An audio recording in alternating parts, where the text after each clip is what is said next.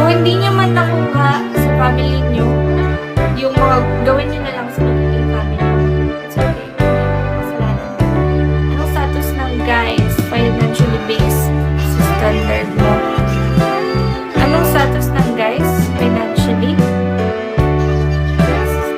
GF, hindi ko alam. Boyfriend pa lang na-try ko eh. Hindi ko pa lang girlfriend.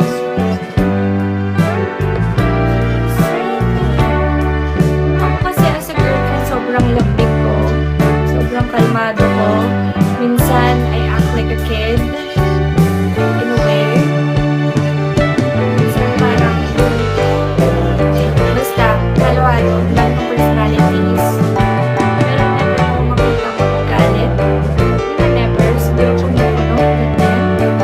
Pero ako sobrang positive ko talaga.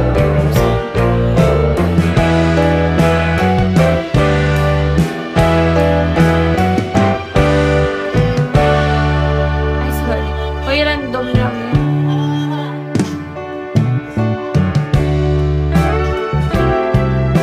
Random lang ito. I mean, anong standard ng guys para sa'yo financially if manliligaw po sa'yo? Standard ng guys para sa'yo financially?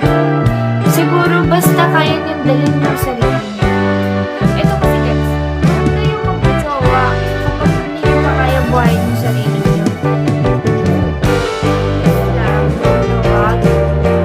Feeling mo, hindi mo pa na darating yung best mo or hindi wala ka pang hindi mo pa like na-build up yung sarili mo. Hindi mo pa ganun na mahal yung sarili mo. Mauubos ka. Try ko na mag-date ng broke na men. Hindi pala ako kaya ko nabuhayan sa sarili ko. Very good ka. Mga jowa ka na wala. Sobrang picky ko, sorry. Pero feeling ko, deserve ko naman buhay ko eh. Yun lang parents sa pagpapalaki ko sa'yo. Actually, hindi ko lang palaki sa sarili ko. Yes po. I was raised more likely. I was raised independent pa rin ako. And yun. Height ko ay 5'2".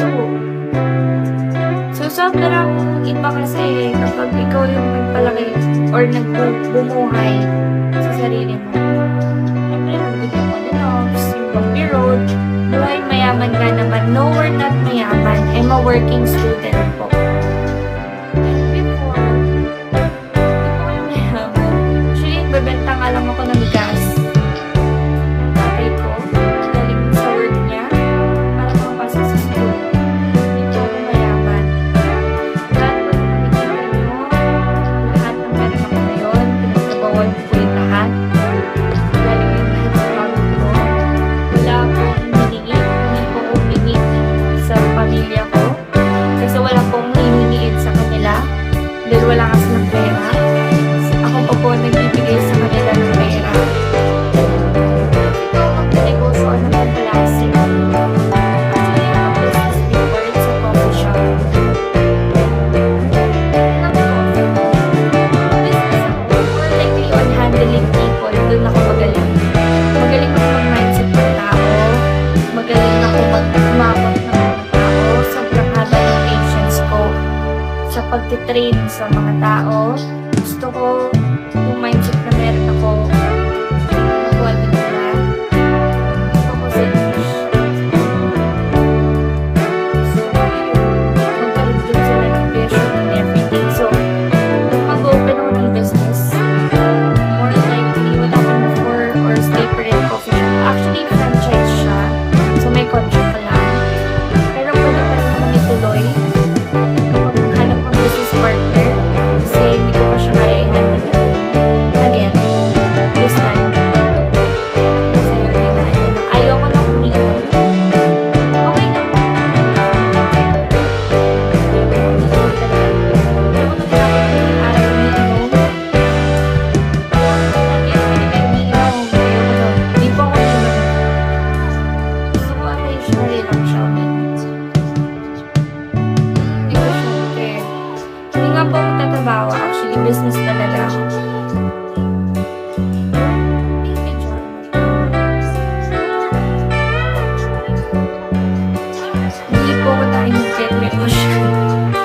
Yeah, I prefer that. Ayoko din nagsisigarilyo or vape. Ayoko din doon. Yun yung mga ayoko.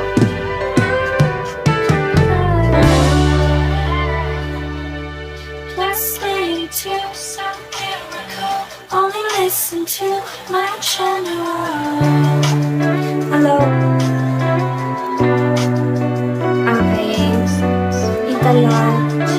Ikaw ang kailangan ko.